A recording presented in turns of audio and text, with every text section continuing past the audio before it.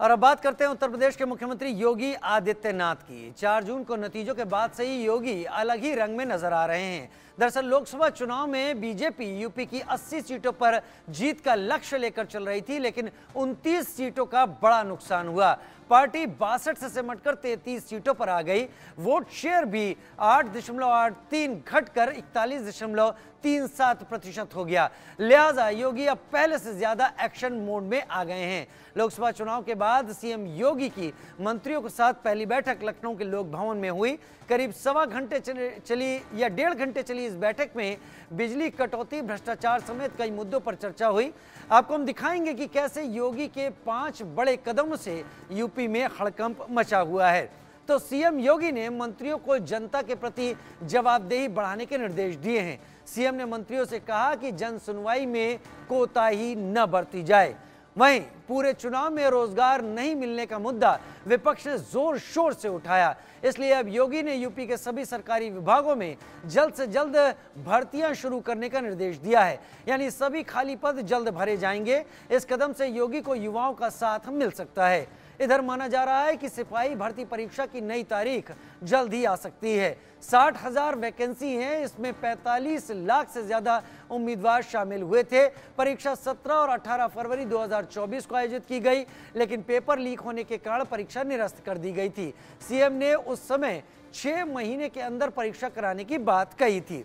एक और बड़ा कदम छात्रों से जुड़ा हुआ है। सीएम योगी ने सभी यूनिवर्सिटी और इंस्टीट्यूट से कहा है कि वो अगले साल अप्रैल मई तक सभी तरह की परीक्षाएं पूरी कर लें, ताकि गर्मी बढ़ने से पहले परीक्षाएं खत्म हो जाएं और छात्रों को मौसम की मार से राहत मिले।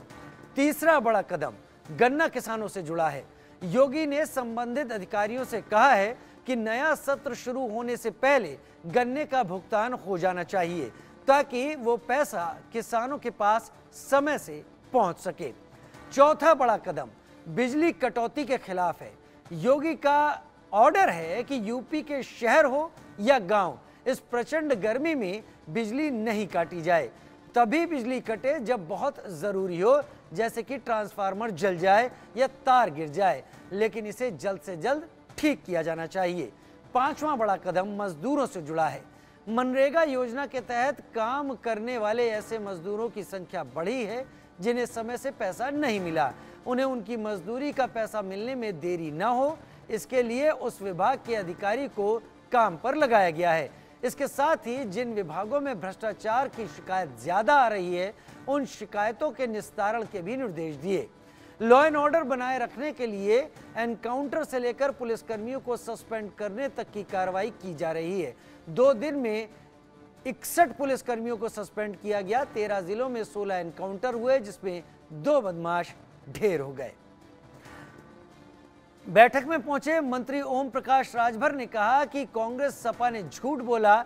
1 लाख रुपए इन्होंने देने की बात कही। अब ठगाठक लोग कांग्रेस कार्यालयों पर पैसे मांगने पहुंच रहे हैं, अब कहां से देंगे? ओम प्रकाश राजभर इस वक्त हमारे साथ है। सर, कल प्रधानमंत्री के तौर पर नरेंद्र मोदी शपथ ले रहे हैं, क्या कहना है? क्योंकि विपक्ष लगातार कह रहा है कि सरकार नहीं चला पाएंगे। देखिए, कल तक तो विपक्ष बोलता था कि सरकार नहीं बनेगी, अब सरकार बन गई, अब वो कह रहे हैं कि सरकार नहीं चलेगी। जब सरकार 5 साल चल जाएगी तब वो क्या कहेंगे? सही बात।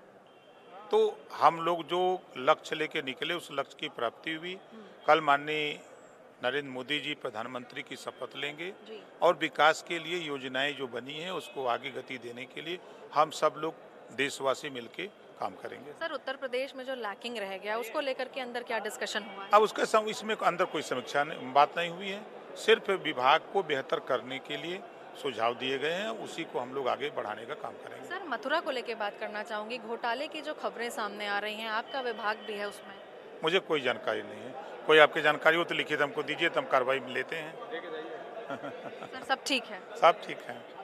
हमसे बात करने के लिए। तो देखिए, ओम प्रकाश राजभर भी लगातार यही कह रहे हैं कि कल प्रधानमंत्री के पद पर जो प्रधानमंत्री हैं वो नरेंद्र मोदी, वो फिलहाल शपथ ले लेंगे और अंदर जिस तरीके से अब कैसे और गति देनी है उन सब चीज़ों को लेकर के उस पर चर्चाएं हुई हैं। लखनऊ से वीडियो जर्नलिस्ट अर्शद के साथ मैंने निकिता सरीन, इंडिया न्यूज़ के लिए। और बड़ी